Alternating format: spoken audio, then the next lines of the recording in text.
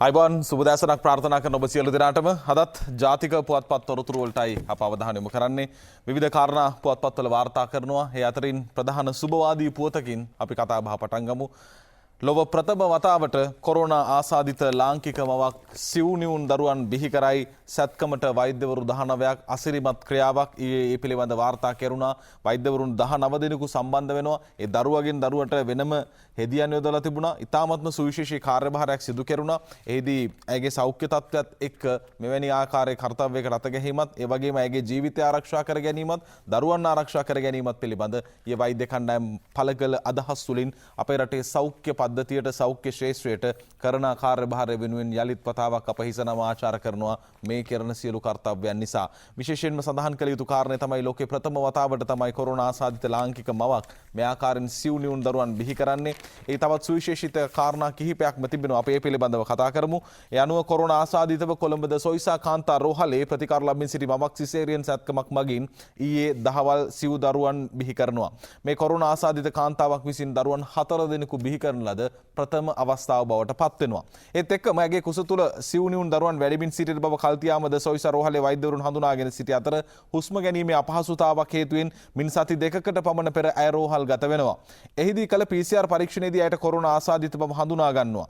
මේ අනුව ගර්භණී කාන්තාවන් කොරෝනා ආසාදිත බව හඳුනා ගැනීමෙන් පසු දරු ප්‍රසූතිය කිරීම සඳහා මුල්ලෙරියාව රෝහල කරා යොමු කිරීම සාමාන්‍ය පිළිවෙතක් වුවද මේ කාන්තාව සාමාන්‍ය දරු ප්‍රසූතියකට වඩා සිව්නිවුන් දරු ප්‍රසූතියකට සූදානම්ව සිටි නිසා එය තරමක බැරෑරුම් තත්ත්වයක් නිසා සොයිසා රෝහලේම රඳවා තබාගෙන ඇයට වෛද්‍යවරු ප්‍රතිකාර කරනවා. ඒ තමයි අපේ රටේ වෛද්‍ය සේවයේ අසිරිමත් භාවය. රෝගීන්ගේ ජීවිත ආරක්ෂා කර ගැනීම සඳහා ඔවුන්ගේ ආරක්ෂිත පද්ධතියට කොයිතරම් බාධා වුවද මේ ආකාරයෙන් ඇය ගැන සිතලා ඇයවද සොයිසා රෝහලේ බොහොම ආරක්ෂිතව රඳවා ගැනීමෙන් මේ දරුවන් 4 දෙනා නිරෝගීව නිරුපද්‍රිතව උපද්දවන්න දැවැන්ත කාර්යභාරයක් කරනවා. සාමාන්‍යයෙන් මෙවැනි දරු ප්‍රසූතියක් දරු ගැබට සති 34ක් පිරෙන විට සිදු කරන නමුත් ඇය රෝහල්ගත කළ කාලයේදීම අධිරුධිර පීඩනය, අක්මාව එන්සයිම වැඩිවීම, බකුගඩු ආක්‍රමණය වීමට ඇති සම්භාවිතාවය ඉහළ යාම, රුධිරගත පට්ටිකා ප්‍රමාණය සහ හිමොග්ලොබින් ප්‍රමාණය පහළ යාම වැනි සංකූලතා රාශියක් ඇයට මතුවීම හේතුවෙන් දරු ගැබට සති 30ක් පිරෙන විටදී සිසේරියන් සැත්කම මගින් දරු ප්‍රසූතිය සිදු කිරීමට වෛද්‍යවරු තීරණය කරනවා. මේ කාන්තාව දෙමටගොඩ ප්‍රදේශයේ පදිංචි අයෙක් වන අතර පිරිමි දරුවන් දෙදෙනෙකු සහ ගෑනු දරුවන් දෙදෙනෙකු වශයෙන් තමයි සිව් දරුවන් බිහි වෙන්නේ. දරුවන් සිව් දෙනාගෙන් තිදෙනෙකු නිරෝගී දරුවන් වන අතර එක් දරුවෙකුගේ ශ්වසන අපහසුතාවක් හේතුවෙන් කෘත්‍රිමව ඔක්සිජන් ලබා දීමට දැඩි වෛද්‍ය අධීක්ෂණයක් යටතේ පසුවන බවට තමයි වාර්තා කර තිබෙන්නේ. මේ සැත්කම් සඳහා විශේෂඥ වෛද්‍යවරුන් 7 දෙනෙකු, වෛද්‍යවරුන් 12ක්, හෙදියන් 19ක් ඇතුළු 36 දෙනෙකුගෙන් යුතු හෙද කාර්ය මණ්ඩලයක් එක්ව සිටි බව වාර්තා වෙනවා. මේ සැත්කමේ ප්‍රධාන වෛද්‍යවරයා ලෙස නාරි සහ ප්‍රසව විශේෂඥ වෛද්‍ය එස්.ඒ. රුවන්පතිරණ මහතා කටයුතු කළා. සිව්නිවුන් දරුවන්ට සති 30 පෙරෙද්දී ඔවුන් මෙලොවට බිහි කිරීමේ බරපතල ශල්‍ය කර්මය දැඩි සෞඛ්‍ය ආරක්ෂිත ක්‍රමවේදයට සිදු කළ බව විශේෂඥ වෛද්‍ය රුවන්පතිරණ මහතා සඳහන් කළා. බොහොම ස්තුතියි මේ ජීවිත බේරා ගැනීම පිළිබඳ අපේ රටේ සෞඛ්‍ය පද්ධතියේ කාර්යභාරය අප ඉහළින්ම අගය කරනවා. අපි එතනින් පසු අද දවසේදී අවධානය යොමු කරනවා ඉදිරියේදී එන්නේ උත්සව සමයේ. මේ වෙද්දී ලෝකයේ බොහෝ රටවල් යුරෝපාකරයේ විශේෂයෙන්ම Tamanගේ අලුත් අවුරුදු සමය ඒ වගේම නත්තල් කාලවකවානුව මේ කියන කාරණා මත පදනම් කරගෙන බොහෝ රටවල් ලොක්ඩවුන් වලට යනවා. හැබැයි ලංකාව සම්බන්ධයෙන් ලංකාවෙත් මේ ආකාරයෙන් කතිකාවක් ඇති වෙලා තිබුණා. හමුදාපතිවරයා ප්‍රකාශ කරේ තවමත් එවැනි ආකාරයේ අවශ්‍යතාවක් නැහැ කියන කාරණේ. කෙසේ වෙතත් අද අරුණ ප්‍රධාන සිරස්තලය ජොලි කරන්න එපා. පවුලේ අය සමග නිවසේ සිට උත්සව නැතිව නත්තල සමරන්න. දේව මෙහෙට උපරිම 50යි මුදල් නාස්ති නොකර නැති අයට දෙමු. රූපවාහිනියේ අසංවර වැඩසටහන් එපා. අගරදගුරු මැල්කම් කාදිනල් රංජිත් හිමියෝ ඉල්ලති. කොවිඩ් තත්ත්වය හමුවේ මෙවර නත්තල් උත්සවයේදී ආගමික පිළිවෙත් වලට පමණක් මුල් තැන දෙන බැවින් පවුලක් ලෙස ගෙදර අය සමග නත්තල් මංගල්‍යයේ නිවසට වී සමරන ලෙස අගරදගුරු අතිඋතුම් මැල්කම් කාදිනල් රංජිත් හිමිපාණන් ප්‍රකාශ කර තිබෙනවා. අද අරුණ පුවත්පතේ ප්‍රධාන සිරස්තලයේ බවට පත් වෙද්දී ශ්‍රී ලංකාවට කොවිඩ් නසන්න යුරෝපයෙන් යුරෝ මිලියන 2ක් රජයට ලබා දීම පිළිබඳ අද දවසේදී පුවත් වාර්තා කර තිබෙනවා. යනුව නයන තරංග ගමගේගේ වාර්තාව අප පුටා ගන්නේ කොවිඩ් මර්ධනයට පියවර ගැනීම සඳහා යුරෝපා සංගමයෙන් ලැබුණු යුරෝ මිලියන 2ක් රුපියල් මිලියන 458කට අධික මූල්‍යාධාර ලෝක සෞඛ්‍ය සංවිධානයේ මෙරට කාර්යාලය මගින් සෞඛ්‍ය අමාත්‍යාංශයට ලබා දී තිබේ කියලා අද දවසේදී අරුණ පුවත්පත වාර්තා කර තිබෙනවා. ලංකාදීප පුවත්පතට අප අවධානය යොමු කරනවා. ලංකාදීප ප්‍රධාන සිරස්තලය උතුරේ පොලිස් ලොක්කෝ රොත්තක් නිරෝධායනයට වවුනියා උත්සව සංවිධායකයෝ සෞඛ්‍ය නීතිවලට පිටින් ගිහින් අද නිමන්ති රණසිංහ ශ්‍රීනාත් ප්‍රසන්න ජයසූරිය සහ ගේ වාර්තාව පුපුටා ගන්නවා. වවුනියා අධිකරණයේ රජයේ නීතිඥවරයාට කොරෝනා ආසාදිත බවට හඳුනා ගැනීමෙන් පසු උතුරු පළාතේ පොලිසියේ ජ්‍යෙෂ්ඨ නිලධාරීන් කිහිප දෙනෙකුද නීති ශාස්ත්‍රයේ සහ රජයේ ඉහළ නිලධාරීන් පිරිසක්ද ස්වයං නිරෝධායනයට යොමු කර තිබෙනවා කියලයි අද ලංකාදීප පුවත්පතේ ප්‍රධාන සිරස්තලය තුලින් වාර්තා වන්නේ. මේ පිළිබඳ සවිස්තර වාර්තාවට අප අවධානය යොමු කරමු. ඒ අනුව උතුරු පළාත භාර ජ්‍යෙෂ්ඨ නියෝජ්‍ය පොලිස්පති, වවුනියාව දිසාව භාර නියෝජ්‍ය පොලිස්පති, වවුනියාව ජ්‍යෙෂ්ඨ පොලිස් අධිකාරී, වවුනියාව සහකාර පොලිස් අධිකාරීවරයෙකු සහ වවුනියාව පොලිස් මූලස්ථාන ස්ථානාධිපතිවරයා රජයේ ඉහළ නිලධාරීන් සහ නීති ශාස්ත්‍රයේ පිරිසක් එසේ ස්වයං නිරෝධායනයට යොමු කරනවා. කොරෝනා ආසාදිත බවට පසු හඳුනා ගැනුණු වවුනියා අධිකරණයේ රජයේ නීතිඥවරයා සහ ඔහුගේ ආරක්ෂක පොලිස් නිලධාරියා 11 වනදා වවුනියාව පළාත්බද නීතිපීඨ නිල නිවසේ විවෘත කිරීමේ උත්සවයට සහභාගී වූ අවස්ථාවේදී මේ පිරිස දෙම උත්සවයට සහභාගී වෙනවා. වවුනියා අධිකරණයේ රජයේ නීතිඥවරයාට සහ ඔහුගේ ආරක්ෂක පොලිස් නිලධාරියාට කොරෝනා ආසාදිත බවට හඳුනා ගැනීමෙන් පසු වවුනියා මහාධිකරණ විනිසුරුවරයා, මහේස්ත්‍රාත්වරුන් දෙදෙනෙකු, අධිකරණ කාර්ය මණ්ඩලය සහ පොලිස් නිලධාරීන් ඇතුළු 50කට ආසන්න පිරිසකගේ PCR පරීක්ෂණ සිදු කරන්නට කටයුතු යොදා තිබෙනවා. අද ලංකාදීප පුවත්පතේ ප්‍රධාන සිරස්තලයේ බවට පන්වන්නේ එය. ඒත් එක්කම ඔබේ පැත්තෙන් කරන්නට ඕන යුතුයකමක් වගකීමක් හැම වෙලාවෙම ඉල්ලුවා.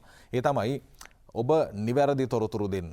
ඔබේ දුරකථන අංකය, ඔබේ නම ගම, ඔබේ ලිපිනය මේ හැම දෙයකදීම නිවැරදි තොරතුරු දෙන්නට ඕනේ. ඒ හා සමානවම වසංගත විද්‍යාංශ ඔබෙන් විමසනවා නම් ඔබ කොහෙද හිටියේ, කායකද කතා බහ කළේ, කොතනද ගියේ, මේ කියන සියලු තොරතුරු ඔබ නිවැරදි තොරතුරු ලබාගත යුතුයි මේ වසංගත තත්ත්වය කළමනාකරණය කරන්නට නම්. හැබැයි වැරදි තොරතුරු දෙන අයත් ඒ විදිහටම ඉන්නවා. රෝහල් වලට ඇතුළු වීමේදී සහ PCR කිරීමේදී ව්‍යාජ තොරතුරු දුන්නොත් වැඩ වරදී. වසර 5ක කාලයක් බන්ධනාගාරගත කිරීමකට යටත් කළ හැකි පොලිස් මුලස්ථානයේ නිවේදනය ඉන්දික හේවා විතරණගේ වාර්තාව අද පුවත්පතෙන් උපුටා ගන්නේ.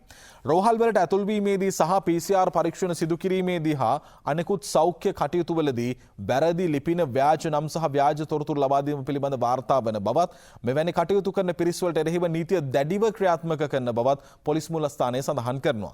ව්‍යාජ නමක් ලබා දීම අනෙකෙකු ලෙස පෙනී සිටීමක් බවත්, ඒ වංචාවක් බවත්, රාජ්‍ය නිලධාරීන්ට වැරදි තොරතුරු ලබා දීමක් සිදු කළහොත් ඒ රාජ්‍ය නිලධාරීන්ට අසත්‍ය තොරතුරු සැපීමක් වන බවත් පොලිස් මාධ්‍ය ප්‍රකාශක නියෝජ්‍ය පොලිස්පති නීතිඥ අජිත් රෝහණ මහතා සඳහන් කළා. එසේම අසත්‍ය තොරතුරු සහිත ලේඛනයක් ලබා දීමට කටයුතු කළහොත් ඒ කූට ලේඛනයක් සකස් කිරීමක් වන බවද ඒ මහතා පවසනවා. මේ ආකාරයට කටයුතු කරන පිරිස් වලට එරෙහිව නීතිය තදින්ම ක්‍රියාත්මක කරන්නට නිරෝධායන නීති රීතිවලට අනුව මේ ආකාරයේ අයෙකුට වසර 5ක බන්ධනාගාරගත කිරීමකට යටත් කළ හැකි බව ප්‍රකාශ කරනවා. මේ සියලුම දේ පැත්තකින් තිබ්බොත් නීති කියන කාරණාවලට අදාළව නෙමෙයි. මේක ඔබේ යුතුයකමක්. ඔබ පැත්තෙන් දෙන්නට ඕනේ බොරු තොරතුරු දීලා මොකද්ද ඔබ අවසානයේ බලාපොරොත්තු වෙන්නේ. ඒ නිසා තවත් කෙනෙකු, තවත් පිරිසක් අනාරක්ෂිත කරනවාද, රෝහලක් වැනි තැනකට ගියොත් විශේෂයෙන්ම ඒ කොයිතරම්නම් ඔබේ පැත්තෙන් එවැනි වගකීමක් කඩ වුණොත් කොයිතරම්නම් රෝගීන් ප්‍රමාණයක් අවධානමකට ලක් වෙනවද. ඒ නිසා ඒ කාර්ය මණ්ඩලය බේරා ගන්නට ඕනේ. මේ රටේ පළමු පෙළ සෞඛ්‍ය කාර්ය මණ්ඩලය කියන්නේ මේ වෙලාවේ දැවැන්ත කාර්යභාරයක් සිදු කරන පිරිස. මේ හැමෝම ආරක්ෂිත විය යුතුයි. ඒ නිසා ඔබේ පැත්තෙන් වෙන්නට තියෙන මේ පුංචි දේ නීතිවලට බයටත් වැඩිය ඔබම හිතලා කරන්න කියන ඉල්ලීම අපි ඔබෙන් කරනවා. ඒත් එක්කම අද දවසේදී වාර්තා කර තිබෙනවා දිවයින පුවත්පතේ වාර්තාවට අපි අවධානය යොමු කරනවා. රෝග ලක්ෂණ නොපෙන්වන කොරෝනා ආසාදිතයින්ට පෞද්ගලික රෝහල්වල දොර ඇරේ. දිවයින වාර්තාව නැගෙනහිරට දඩි බලපාම්, අකරාපත්තු අඩාලච්චේනින් ප්‍රදේශ සහ වැල්ලවත්ත නෆීර්වත්ත හු දෙකලා කරයි. යාලංකා කේටරින් 8කට කොරෝනා, දක්ෂිණ නාවික කඳවුරේ නාවිකින් 5ක් පොසිටිව් කියලා වාර්තා කරනවා. අපි සවිස්තර වාර්තාවට අවධානය යොමු කරමු දිවයින පුවත්පතේ. ඒ අනුව අද දවසේදී වාර්තා කර තිබෙන ආකාරයට මේ මොහොතේදී යම් ආකාරයකින් ඔබට පෙන්වනවා රෝග ලක්ෂණ නොපෙන්ව ඔබ ආසාදිත තත්වයකට හඳුනා ගැනීමක් තියෙනවා නම් මෙවැනි අයට මේ මොහොතේදී සූදානම් වෙනවා පෞද්ගලික රෝහල් වල ඉඩකඩ විවෘත කරන්නට කියන කාරණේ වාර්තා කර තිබෙනවා. ඒත් එක්කම විශේෂයෙන්ම සඳහන් කළ යුතු කාරණේ තමයි මේ වන විට ආයතනගතව යම් යම් ආකාරයෙන් සිදුවීම් සිද්ධ වෙලා තියෙනවා.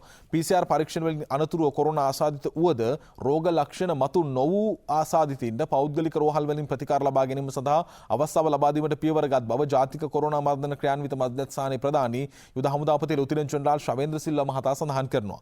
රටක් තුළ පවතින වසංගත තත්ත්වයේ හමුවේ පෞද්ගලික රෝහල් සමග සිදු කළ සාකච්ඡාවලින් පසුව මේ තීරණය ගන්නවා. මීට පෙර යුද හමුදාපතිවරයා හමු වෛද්‍ය විශේෂඥයෝ පිරිසක්ද පෞද්ගලික රෝහල් වලින් ප්‍රතිකාර ලබා ගැනීමට කැමැති ආසාදිතින්ට ඒ සඳහා අවස්ථාව ලබා දෙන්න කියලා ඉල්ලීමක් කරා. කොහොමුණත් දැනට මේ සඳහා මෙරට ප්‍රධාන පෙළේ පෞද්ගලික රෝහල් දෙකක් කොරෝනා ආසාදිතයින්ට ප්‍රතිකාර කරන්නට කැමැත්ත පළ කර තිබෙනවා. ඒ අනුව කිසියම් හෝටලයක් රෝහලක් බවට පත් කර රෝග ලක්ෂණ පෙන්නුම් නොකරන පුද්ගලයන් සඳහා නිසි ක්‍රමවේදයක් යටතේ රෝහලක් ලෙස පවත්වාගෙන යාමටද තීරණය කරලා තියෙනවා කියලායි වාර්තා කරන්නේ. මේ අතර පෑලියගොඩ මත්ස්‍ය වෙළඳ සංකීර්ණ පොකුරේ ප්‍රබල ව්‍යාප්තිය හේතුවෙන් මේ වන විට නැගෙනහිර පළාතට දැඩි බලපෑම් එල්ල වෙමින් පවතිනවා. මේ හේතුවෙන් පෙරේදා රාත්‍රියේ සිට වහම ක්‍රියාත්මක වන පරිදි අක්කරේපත්තු පොලිස් බල ප්‍රදේශයේ අක්කරේපත්තු 3, 5 සහ 14 ප්‍රදේශات අඩාලච්චි වෙන පොලිස් බල ප්‍රදේශයේ පාලමුණේ 1 ඔළුවිල් 2 සහ අඩාලච්චි වෙන 8 යන ප්‍රදේශ හුදකලා කිරීමට පියවරගත් බව කොරෝනා මර්ධන ජාතික ක්‍රියාන්විත මධ්‍යස්ථානයේ දැනුම් දෙනවා. මීට අමතරව ඊයේ දහවල් ඉඳලා කොළඹ වැල්ලවත්ත නෆීර්වත්ත ප්‍රදේශයේ හුදකලා කළා. රට තුළ පවතින වසංගත තත්ත්වයේ සමග ශ්‍රී ලංකන් ගුවන් සේවයේ ආහාර සැකසුම් අංශයේ සේවකින් 8 දෙනෙකුට වෛරසය ආසාදනය වෙලා තිබෙනවා කියලා ගුවන් සේවයේ ඊයේ නිවේදනය කරලා තියෙනවා. මීට අමතරව එක් සේවකයෙකුගේ වෛරසය ආසාදනයෙන් පසුව ඔහුගේ සමීප ආශ්‍රිතයින් ලෙස හඳුනාගත් සේවකින් 7 දෙනෙකු PCR පරීක්ෂණයේදී පොසිටිව් වෙනවා. ආසාදිත බව හඳුනා ගන්නවා. ඒත් එක්ක මේ වෙද්දී බස්නාහිර පළාතේ ජනතාව ස්වයං සංචරණ විනයක් පවත්වා ගත යුතුයි. එහෙම නොවුනොත් රට පුරා වෛරසය ව්‍යාප්ත වීමේ අවධානමක් පවතිනවා කියන කාරණේ දැනුම් දීමක් තියෙනවා. අප ඒ පිළිබඳව කතා කරමු. ඒත් එක්ක විශේෂයෙන් සමස්ත කොරෝනා ආසාදිත සංඛ්‍යාව 35000 ඉක්මවා යන තැනටපත් වුණා. මෙරට කොරෝනා ආසාදිත රෝහල්ගතව ප්‍රතිකාර සිටින සංඛ්‍යාවෙන් 701ක් ඊයේ දවසේදී පූර්ණ සුවය ලබා පිටත් වුණා. ඒ නිසා බොහොම වැඩි පිරිසක් මේ වෙද්දී සුවය ලබා පිටව යාමත් එක්තරා ආකාරයකින් රෝහල් පද්ධතියේ පවතිනා වූ තදබදය අවම කරගන්නට පහසුවක් වෙනවා. කොහොම හරි ඔබගේ යුතුයකම විය යුත්තේ PCR පරීක්ෂණ වලට යන්න, ඒ ඔස්සේ ලබා දෙන උපදෙස් පිළිපදින්න. PCR පරීක්ෂණයක් කරාගෙන් පස්සේ ඔබට යම් ආකාරයේ නීති රීති සමුදායක් තියෙනවා. ඔබ ආයතනයට යනවද, රිපෝට් එක එනකම් මොකද්ද කරන්නට ඕනේ, මේ වගේ වැඩ කොටසක් තියෙනවා. ඒ නිසා මේ දේවල් වලට උපරිම සහයෝගය දක්වන්න, මේක කළමනාකරණය කරගන්න ඔබේ පාර්ශවයෙන් දායකත්වය අත්‍යවශ්‍යයි. ඒත් එක්කම අද දවසේදී Daily Mirror පුවත්පතේ වාර්තාවටත් අප යනවා antigen test on passengers crossing western province borders. බස්නාහිර පළාත් සීමාවන් පැන යන අයට antigen පරීක්ෂණ සිදු කරන්නට සූදානමක් තිබෙනවා. Test will be conducted with effect from 8 am today until further notice. ඒ අනුව අද උදෑසන 8 සිට එවැනි පරීක්ෂණ සිදු කිරීම ආරම්භ කරනවා. ඒ කියන්නේ දිස්ත්‍රික් මායිම් පැනලා යනවා නම් බස්නාහිර පළාතේ පළාත් මායිම් වලින් යනවා නම් ඔවුන්ට ඒ මායිම් වලදී PCR පරීක්ෂණ සිදු කිරීමේ ක්‍රියාවලිය. ඒ අනුව testing would be carried out in 3 locations in the province. ස්ථාන 3කදී පරීක්ෂණ සිදු කරනවා. Nittambuwa along the Kandy Colombo road, Colombo නුවර පාරේ නිට්ටඹුවේදී, සාලාව Kosgama along Avissawella Colombo road, Avissawella Colombo පාරේදී සාලාව සහ කොස්ගමදී, ඒ වගේම කලම්බු චිලෝ road කටුනායකදී මේ කොළඹ හලාවත මාර්ගයේදී නම් කටුනායකදී විශේෂයෙන් නිට්ටඹුව එනම් කොළඹ නුවර පාරදී නිට්ටඹුවේදී, සාලාව කොස්ගමදී, අවිස්සාවේල්ල කොළඹ පාරේදී නම් කොළඹ හලාවත පාරදී නම් කටුනායකදී මේ කියන ස්ථාන 3ේදී PCR පරීක්ෂණ සිදු කරන ඔබ පළාතින් පිටට යනවා නම් අද සිට එය ආරම්භ වෙනවා. In order to prevent the spread of COVID-19 outside the western province during the festive season, මේ උත්සව සමය තුලදී බස්නාහිර පළාතින් පිටතට වෛරසය පැතිරීම වළක්වාලීම සඳහායි මේ සියලු ක්‍රියාමාර්ග ගනිමින් සිටින්නේ. Rapid antigen test would be conducted on the passengers crossing the borders of the western province with effect from today 8 am until further notice to prevent the spread COVID-19 outside the western province. පළාතින් පිටතට යාම ආරක්ෂා කරගත යුතුයි. ගම්බිම් ගම් පද්ධතිය ආරක්ෂා කරගත යුතුයි. ඒ නිසා ඒ ඊ타මත්ම වැදගත්. ඒ නිසා මේ සියලු කටයුතු වලට සහයෝගය දක්වන්න. වෙලාව බලමු. වෙලාව බලලා යාලි කතා කරමු. සිදු කරනවා ඇන්ටිජන් පරීක්ෂණ සිදු කරනවා. ඒ පළාත් සීමාවන් වලදී අපි මේ පිළිබඳ කතා කරමින් සිටියේ. will not hesitate to impose restrictions if covid situation worsens. Shavendra Silva මහතාගේ ප්‍රකාශය තත්ත්වය දරුණු වූහොත් පමණයි යම් ආකාරයකින් සීමා පැනවීමක් සිදුවන්නේ. but says no decisions to impose the curfew or lockdown at this stage. මේ මොහොතේදී තාමත් curfew එහෙම නැත්නම් ඇඳිරි නීතිය හෝ lockdown එකකට යාම පිළිබඳ තවමත් තීරණයක් ගෙන නැහැ. while claiming that the government will not hesitate to impose further restrictions during the upcoming festive season if the preventing COVID-19 situation worsens. Army Commander Shavendra Silva said yesterday, however, that they do not expect to impose further isolation at this stage. හැබැයි පසුබට වෙන්නේ නැහැ කිසියම් ආකාරයකින් තත්ත්වය දරුණු වුවහොත් lockdown එකකට හෝ ඇඳිරි නීතියකට යාමට කියන කාරණේ මතු කර තිබෙනවා. ඒත් එක්කම අද දවසේදී වසංගත විද්‍යායකගේ ප්‍රධාන වසංගත විද්‍යාඥයා සුදත් සමරවීර වෛද්‍යතුමන්ගේ ප්‍රකාශයක් ඔස්සේ අද දවසේදී Daily Mirror පුවත්පතේ වාර්තාව පුපුටා ගන්නවා. risk of COVID-19 spreading outside western province. බස්නාහිර පළාතෙන් පලාතෙන් පිටට වෛරසය පැතිරීමේ අවධානමක් පවතිනවා කියන කාරණය. Western Province Dr. Sudat Samarweera, it is phenomenon always expected. Usual step to contact tracing, testing and isolation will continue. ඒ අනුව මේ මොහොතේදී බස්නාහිර පලාතෙන් පිටතට යන පිරිසගේ ලොකු වගකීමක් තියෙනවා. ඒ තමයි තමන්ගේ ගෙවල් වල සිටින වැඩිහිටියන්ගේ ජීවිත අම්මා තාත්තා මේ වැඩිහිටියෝ ඉන්නවා ඇති ගෙවල් වල ඔබ යන්නේ කොළඹ වැඩ කරලා බස්නාහිර පලාතේ සේවයේ නියුක්තව වෙන්න පුළුවන්. හැබැයි ඔය යනකොට වෛරසය ගෙදරට අරගෙන යන්නට එපා. මොකද එහෙම වුණොත් ඒ යම් ආකාරයකින් වයස්ගත පිරිස් වලට තමයි වැඩි අවධානමක් වෙලා මරණයට පත්වීම සිදු වෙලා තිබුණේ. අතරින් පතර සිදුවීම් කිහිපයක් වාර්තා වුණා විවිධ වුණු හේතුන් මත. ඒ නිසා ඔබේ ගෙදරට මරණය අරගෙන යන්නේ නැති යුතුයකම වගකීම ඔබට අවධාරණය වෙනවා. ඒ ඉතිරි කරන්න මේ තරම් සෞඛ්‍ය බලධාරීන් ප්‍රකාශ කරමින් මේ වගේ දිස්ත්‍රික් මායිම් වල PCR පරීක්ෂණ සිදු කරමින් මේ උත්සාහ කරන්නේ ඔබේ ගෙදර ආරක්ෂා කරන්න. ඒ නිසා ඔබේ පැත්තෙන් දෙන්නට ඕන සහයෝගය උපරිමයෙන් ලබා දෙන්න. දැන් නත්තල පිළිබඳවත් කතා කරමින් කාදිනල්තුමන් ප්‍රකාශ කර තිබුණේ මේක ගෙදරට වෙලා මේවර සමරන්න මේක උත්සවශ්‍රීයෙන් සමරන වෙලාවක් නෙවෙයි මේ වෙලාව. ඒ නිසා එවැනි ඉල්ලීම් කරලා තියෙනවා. මේ වෙලාවේ සාප්පු සවාරි ගිහිල්ලා බඩු එකතු කරන වෙලාවක් නෙවෙයි මේක මේ පවතින තත්ත්වයන් එක්ක. ඒ නිසා ඔබට සීමාවන් පනව ගන්න කියන ඉල්ලීම අපි ඔබෙන් සිදු කරද්දී ඉතාමත්ම වැදගත් ප්‍රකාශයක් කාදිනල් උන්වහන්සේ කරන අද ප්‍රකාශයක් අප උපුටා ගන්නවා අද ඩේලි මිරර් පුවත්පතෙන්. Some TV programs depict Christmas being celebrated with guests who are improperly dressed. හරියට ඇඳුමක්වත් අඳින්නේ නැතුව සමහර නාලිකාවලදී නත්තල් උත්සව පවත්වනවා. ඒ කෙතරම් ඛේදවාචකයක්ද? අඩුම තරමේ නත්තලේදී හරියට ඇඳලවත් ඉන්න ඕනේ. ඒ නිසා ටීවී වල රූපවාහිනී නාලිකාවල නත්තල් උත්සව පවත්වමින් යම් ආකාරයෙන් සිදු කරන ප්‍රචාරණය සම්ම ආකාරයෙන් සිදු කරන පණිවිඩය ඉතාමත් අයහපත් එකක් කාදිනල් වහන්සේ ප්‍රකාශ කරනවා. Therefore we implore the all media to stop misleading the next generation. මීළඟ පරම්පරාවට වැරදි පණිවිඩයක් අරගෙන යන එක මේ රූපවාහිනී නාලිකාවල නිවැරදි ආකාරයෙන් ඇඳුමක් අඳින්නේ නැතුව කරන උත්සවවලදී ජනතාව හතරට ඊළඟ පරම්පරාවට දරුවන්ට නත්තල පිළිබඳව යන්නේ බොහොම වැරදි චිත්‍රයක්. ඒක කරන්නට එපා කියන ඉල්ලීම කරනවා. While raising the concern of the certain Christmas programs broadcast on several television channels over the past few years, the Cardinal Archbishop of the Colombo, Malcolm Cardinal Ranjit, said the certain such programs celebrated Christmas where the people in it weren't even dressed properly. ජාතික රූපවාහිනිය අපි බොහොම ප්‍රමිතිගත ආරකින් නත්තල පිළිබඳ සැබෑ පණිවුඩය කුමක්ද? ඒ සියලු දේ ඔබ වෙත නිරන්තරයෙන් දශක ගණනක් පුරාත් ජනිත කරන සහ තිලින කරන නාලිකාවක් විදිහට අපට මේ ගෞරවනීය විදිහට අපට ප්‍රකාශ කරන්නට පුළුවන්. හැබැයි මේ මොහොතේදී ඇතම් කාරණා පිළිබඳ කියවෙනවා. ඒ පිළිබඳ ඔබ ප්‍රායෝගිකව දැනුවත් ඇති. එහෙම කරන්න එපා. මොකද නත්තල කියන්නේ වෙනම පණිවිඩයක්. ඒ පණිවිඩය තුලදී විනෝද වෙලා යම් ආකාරයකින් අපේ තියෙන සදාචාරයට පරිබාහිර ක්‍රියාවක් වෙනවා නම් ඒ පණිවිඩය මීළඟ නත්තලට ඉදිරි පරම්පරාවට නොයා යුතුයි කියන කාරණේ උන්වහන්සේ මතු කරනවා. ඒත් එක්කම එන්නත පිළිබඳ කතා කරනවා, ඖෂධ පිළිබඳ කතා කරනවා, හෙළවෙදකම පිළිබඳ කතා කරනවා. මේ සියලු දේ අතරේ චන්න ජයසුමන රාජ්‍ය අමාත්‍යවරයාගේ ප්‍රකාශය COVID-19 vaccine to arrive by February 2021 2021 පෙබරවාරියේදී ලංකාවටත් එන්න තේවි කියන බලාපොරොත්තුව සිලොන් ටුඩේ පුවත්පතෙන් අද දවසේදී වාර්තා කරනවා. State Minister of Pharmaceutical Production, Supply and Regulation Professor Channa Jayasumana said a vaccine to prevent COVID-19 could be brought down by the second week of February 2021 2021 පෙබරවාරි දෙවන සතිය වන විට ලංකාවට එන්නත පැමිණේවි කියන බලාපොරොත්තුව චන්න ජයසුමන රාජ්‍ය අමාත්‍යතුමන් ලබා දී තිබෙනවා. එතනින් පසු අපි අවධානය යොමු කරනවා මේකත් ඉතාමත්ම වැදගත් කාරණයක්. සැමන් සම්බන්ධයෙන් කතා බහක් ඇති වුණා. මේ පිළිබඳ පාර්ලිමේන්තුවේදීත් විශේෂයෙන් කතා බහට ලක් වුණා. මේ සැමන් තොගයක් සහ මේවායේ යම් ආකාරයකින් ආසනික ප්‍රතිශතය පිළිබඳ කතා බහට ලක් වුණා. විශේෂයෙන්ම ජනතා විමුක්ති පෙරමුණේ අනුර කුමාර දිසානායක මහතා පාර්ලිමේන්තුවේදී මේ කාරණේ පිළිබඳ මතු කළා. මව්බිම වාර්තාව චීනයෙන් ගෙන කෝටි 38ක සැමන් කන්ටේනර් 48ක් හරවා යවයි. ආසනික ප්‍රතිශතය වැඩි බවට විමර්ශනවලදී හෙළි වෙයි කියලා වාර්තා කරනවා. අද දවසේදී මව්බිම පුවත්පතේ වාර්තාවයි අප උපුටා ගන්නේ.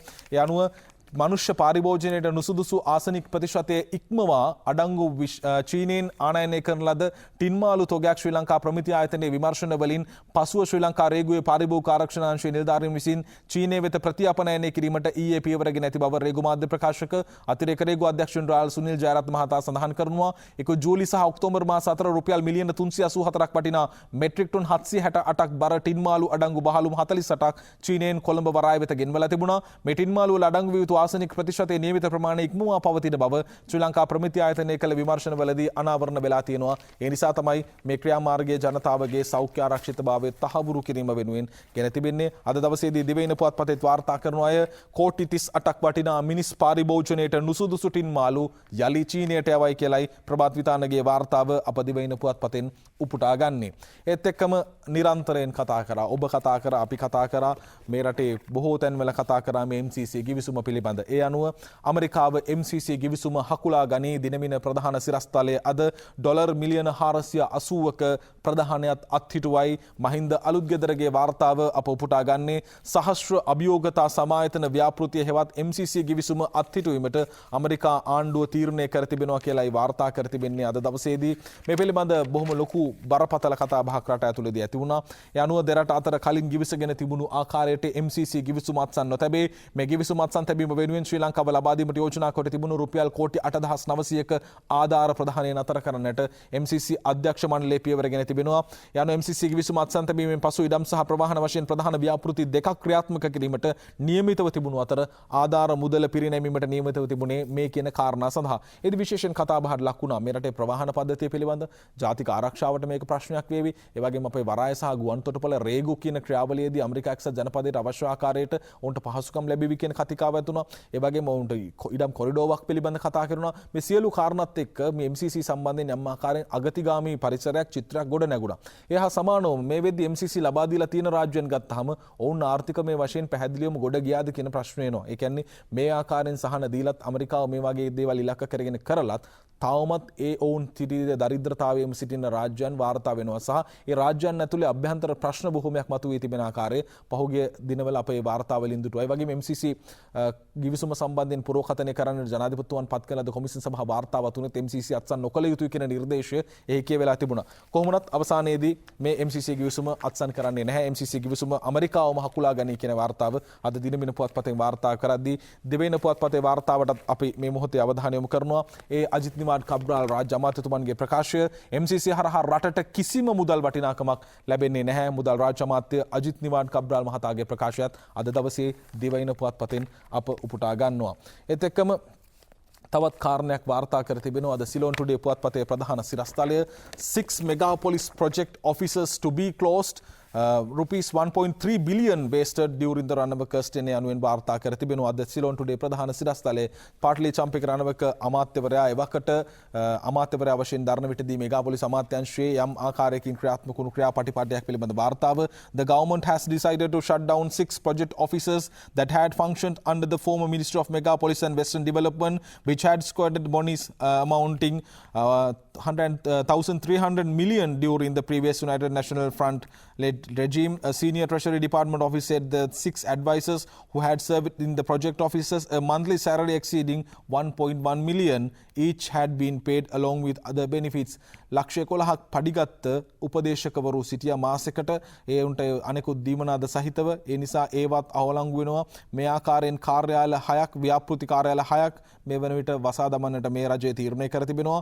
Auditor General Chula Wickramaratne said the audit inquiry had been launched into the 6 projects. මේ ව්‍යාපෘති 6 සඳහා මේ වන විට විගණන පරීක්ෂණයක් සිදු කරන්න සූදානම්. It has also been revealed that the 6 projects which had been held by the ex-minister Padli Champik Ranawaka had failed to yield the positive result during the term of the previous UNF-led government. හැබැයි මේ ආයතන හරහා සුබවාදී ප්‍රතිචාරයක් ලැබුණේ නැහැ මේ ව්‍යාපෘති සම්බන්ධ අධීක්ෂණය කිරීමත් එක්ක.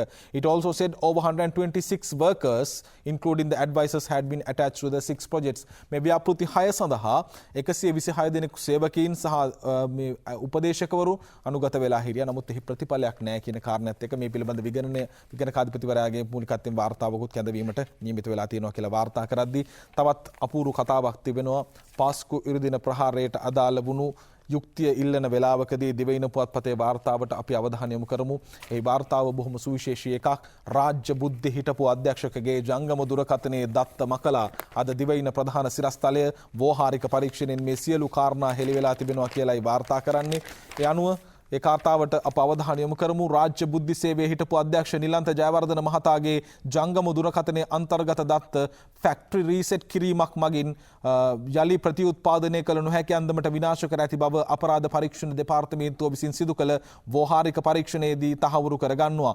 ඒ පිළිබඳ සාක්ෂි දෙමින් අපරාධ පරීක්ෂණ දෙපාර්තමේන්තු නිලධාරියෙකු සඳහන් කළේ ජනාධිපති කොමිසම විසින් පාස්කු ප්‍රහාරය සම්බන්ධයෙන් සිදු කරන විමර්ශනයට අදාළ දත්ත එම දුරකථනයේ ඇද්දැයි පරීක්ෂාවට ලක් කරන ලෙස දැන්වද දුරකථනයේ ෆැක්ටරි රීසෙට් කර තිබීම තුළින් දත්ත ලබා ගැනීමට බාධා එල්ල වුණු බවයි. රාජ්‍ය බුද්ධ්‍යංශයේ හිටපු අධ්‍යක්ෂ නිලන්ත ජයවර්ධන මහතා පෙර භාවිත කරන ලද ජංගම දුරකථනයේ සහ ලැප්ටොප් පරිගණකයේ පාස්කු විරුද්ධ තස්ස පහරය සම්බන්ධයෙන් සිදු කරන විමර්ශනයට වැදගත් තොරතුරු ඇද්දයි පරීක්ෂා කරන ලෙස ජනාධිපති කොමිසම මීට පෙර අපරාධ පරීක්ෂණ දෙපාර්තමේන්තුවට නියෝග කරලා තිබුණා. ඒ අනුව තමයි අදාළ ජංගම දුරකථනයේ සහ ලැප්ටොප් පරිගණකයේ සම්බන්ධයෙන් ව්‍යවහාරික විශ්ලේෂණය සිදු කළේ. එහිදී තමයි මේ විදිහට දත්ත මකා දමනවා කියලා වාර්තා කරන්නේ. මේදී ජනාධිපති කොමිසමේ සමාජික අභ්‍යාජනාධිකරණ විනිසුරුවරයා ප්‍රශ්න කර සිටියේ ජංගම දුරකථනයේ ෆැක්ටරි රීසෙට් කිරීම සම්බන්ධයෙන් එහි අයිතිකරුවන නිලන්ත ජයවර්ධන මහතාගෙන් විමසීමක් කළාද යනුවෙන්. ඔව් ස්වාමීනි, මම මෙවැනි විමසීමක් කළා. එහිදී නිලන්ත ජයවර්ධන මහතා කිව්වා ඔහු භාවිත කළ ජංගම දුරකථනයේ සිය බිරිඳගේ භාවිතය සඳහා ලබා දීමේදී රාජ්‍ය බුද්ධි සේවයේ තොරතුරු එහි අන්තර්ගතව පැවතිය හැකි හේයින් ෆැක්ටරි රීසෙට් කිරීමක් කළා කියලා ප්‍රධාන පොලිස් පරීක්ෂකවරයා සාක්ෂි දුන්නා. මෙහිදී කොමිසමේ සමාජික අභ්‍යාචනාධිකරණ විනිසුරුවරයා ලැප්ටොප් පරිගණකයේ තුල දත්ත මැකීමක් සිදු කර තිබූ යන්න විමසූ අවස්ථාවේදී පොලිස් පරීක්ෂකවරයා සඳහන් කළේ බොහෝ දත්ත මකා දමා තිබූ නමුත් ඒවා කුමන අරමුණකින් මකා දමා තිබුණාද යන්න පිළිබඳ තොරතුරු නොදන්නා බවයි. ජංගම දුරකථනයේ සහ ලැප්ටොප් පරිගණකයේ මුල් දත්ත මකා දමා තිබුණේදයි අභ්‍යාචනාධිකරණ විනිසුරුවරයා ප්‍රධාන පොලිස් පරීක්ෂකවරයාගෙන් විමසීමක් කරනවා. එදිත් කර තිබුණේ ෆැක්ටරි රීසෙට් කිරීමක් තුලින් එහි තිබුණු කිසිම තොරතුරක් යලි ලබාගත නොහැකි බවයි. සහරන් හෂීම් ඇතුළු කණ්ඩායම 2019 අප්‍රේල් 21 වෙනිදා ප්‍රහාරයක් එල්ල කළ හැකි බවට 20 වෙනිදා රාත්‍රියේදී දැනුම් දීමක් සිදු කර තිබුණා. සවස ලැබුණු තොරතුරු සම්බන්ධයෙන් අවශ්‍ය කටයුතු කිරීමට රාජ්‍ය බුද්ධි සේවයට පැහැදිලි හැකියාව තිබූ බව රාජ්‍ය බුද්ධි සේවයේ හිටපු වැඩබලන අධ්‍යක්ෂවරයෙකු ලෙස කටයුතු කළ විශ්‍රාමික සහකාර පොලිස් අධිකාරී පරාක්‍රම ලංකාපුර මහත්මයා පාස්කු විරුද්ධ ප්‍රහාරයේදී අදාළ සාක්ෂි ලබා දීමේදී කරනවා. ඒ විදිහටම තවදුරටත් අදහස් පළ කරන එතුමා කියන්නේ තොරතුරු සම්බන්ධයෙන් හෝටල් වලට සහ දේවස්ථාන වලට දැනුම් දීමේ හැකියාවක් රාජ්‍ය බුද්ධි සේවයට තිබුණු බවයි. එමෙන්ම මැල්කම් රංජිත් කාදිනතුමන්ට සහ අනෙක් ආගමික නායකින්ට එම තොරතුරු දැනුම් දීමේ හැකියාව තිබූ රාජ්‍ය බුද්ධ්‍යංශයේ සේවය තුළම ක්‍රියාත්මක වූ බවත් ඊට පෙර එවැනි දැනුම් දීම් සිදු කරන තිබෙන බවත්. හැබැයි එදා රෑ 20 වෙනිදාත් මේක කියලා ඇයි මේක sannivedanaya නොකළේ කියන ප්‍රශ්නය මතුවෙනවා. ඉතින් මේ දේවල් තුලින් කොයිතරම්නම් ජීවිත ප්‍රමාණයක් බේරා ගන්නට තිබුණාද මේ තීන්දුව ගත්තා නම්. කෙසේ වෙතත් යුක්තිය පසුදැලීමේ ක්‍රියාවලියේදීත් වෙනවා. අපි බලමු කුමක් සිදු වේවිද කියලා. ඒ වගේම Daily News පොත්පතෙත් මේ පිළිබඳව ප්‍රධාන සිරස්තලයේ වාර්තා කරනවා. SDIG had deleted all data from his mobile. CID අපරාධ පරීක්ෂණ දෙපාර්තමේන්තුව ජනාධිපති කොමිසමට දැනුම් දෙන කාරණයයි. අපි වෙලාව බලමු. වෙලාව බලලා ඉතින් ටික කතා කරමු. එතකම අප උපුටා ගන්නවා පුවත් කිහිපයක් තවදුරටත්. Daily News පොත්පතේ වාර්තාව $1 billion investment for Colombo International Finance Center. The first investment within the Colombo port city will commence with the $1 billion Colombo International Finance Center mixed development project. මිශ්‍ර සංවර්ධන ව්‍යාපෘතියක් විදිහට කොළඹ මේ අලුතින්ම දිවන මේ චීන පරීක්ෂය තුලදී විශේෂයෙන්ම වැඩ කටයුතු සිදු වෙමින් පවතිනවා. The agreement between Brown's Investment and the Strategic Investment of the LOLC Group and China Harbour Engineering Company Limited was signed under Prime Minister Mahinda Rajapaksa and China Ambassador Sri Lanka. චීන තානාපතිවරයා සහ ජනාධිපති අග්‍රාමාත්‍යවරයා ඉදිරියේදී මේ අලුත්ම ව්‍යාපෘති සඳහා කටයුතු ආරම්භ වෙනවා. යන වරාය නගරයේ පළමු ආයෝජනයේ විදිහට තමයි මේ සැලකෙන්නේ. වරාය නගරයේ බිහිවීමත් එක්ක ශ්‍රී ලංකාවේ ආර්ථිකයේ සුවිශේෂී කටයුතු රැසක් සිදු වේවි අපේක්ෂා කරනවා. ඒ අනුව තමයි අද දවසේ දිනමින පුවත්පතේත් වාර්තා කර තිබෙනවා. වරාය නගරයේ මංගල ආයෝජන කිවිසුමට අත්සන් තැබේ කියන ප්‍රවෘත්තිය. ඒත් එක්කම දිවයින පුවත්පතේ ප්‍රවෘත්තියකටත් අප අවධානය යොමු කරනවා. ඒ සඳහන්ව තිබෙන්නේ නැගෙනහිර පර්යන්තය ඉන්දියාවට දීමට එරෙහිව ඊයේ වරාය පරිශ්‍රයේ ඉදිරියේ උද්ඝෝෂණයක් පැවැත්වුණා. දේශීය වායෝජකයෙකු හොයාගන්න බැරිද මේ මිලියන 600-700 හොයාගන්න? ඇයි මේ වෙන තැනකට යන්නේ? අදානි ගෲප් එකට මේක දෙන්න යන්නේ ඇයි කියන කාරණේ වෘත්තීය සමිතිය ප්‍රශ්න කරනවා. කෙසේ වෙතත් වරාය සභාපතිතුමන්ගේ ප්‍රකාශය තවම තීරණයක් අරගෙන නැහැ. කොළඹ වරායේ නැගෙනහිර පර්යන්ත ඉන්දියාවට ලබා දීම සම්බන්ධයෙන් කිසිදු තීරණයක් මෙතෙක් ගෙන නොමැති බව වරාය අධිකාරිය සභාපති විශ්‍රාමික ජෙනරාල් දයා රත්නායක මහතා ඊයේ ප්‍රකාශ කර තිබෙනවා. මේක අර කැබිනට් පත්‍රිකාවට අනුමැතිය ලැබුණා කියන කතාවත් එක්ක තමයි මේ සම්බන්ධයෙන් කරලියට කතා බහ පැමිණෙන්නේ. අප අද දවසේ කතා බහ විශේෂයෙන් අප මීළඟට 7ට හෝරාව තුළදී කතා කරන්න බලාපොරොත්තු වෙන ඉතාමත්ම වැදගත් කාරණයක්. ඒ වැදගත් කාරණය තමයි මේ රටේ නිවාස අවශ්‍යතාවය කියන්නේ ජනතාවගේ තදින්ම තියෙන කාරණයක්. ඒ වගේම දැනට නිවාස ව්‍යාපෘති වලින් ප්‍රතිලාභ ලබන පිරිස් තියෙනවා ගැටලු සහිතව. ඒ සියලු දෙනාගේ ප්‍රශ්න වලට අදාළ පිළිතුරු ලබා දෙන්න අප සූදානම්. අද දවසේ කතා බහ අපි හමාර කරනවා ෆ්‍රයිඩේ බුලට් කාටුනෙන් රකින්නවා පරිසරයේ කියමින් වචනමවා ඡන්දෙට කලින් කිව් උන් කට දෙකට නවා පරිසර හානි කරන විට උදේ හවා අවනඩු කියනවා වන් නිලැත්තු පවා. මේ වෙද්දී වැදිනායක වන්නේ ඊයේ දවසේදීත් ඒක බොහොම ලොකු කරලී කතා බහට ලක් වෙලා තිබුණා. කුමන ආණ්ඩුවවත් කුමන ආකාරයේ නායකයෝපත් වුණත් පරිසරයට සිදුවන හානිය ආකාරයෙන්ම සිද්ධ වෙනවා. ඉතින් කෙසේ වෙතත් පරිසරය කියන්නේ අනාගතය. ඒ රකින්නට ඔබෙත් අපෙත් රජයේත් දායකත්වය ලැබිය යුතුයි. අපි 7ට කතා බහේදී හමු යමු. පොත්පත් වලින් සමගනිමු.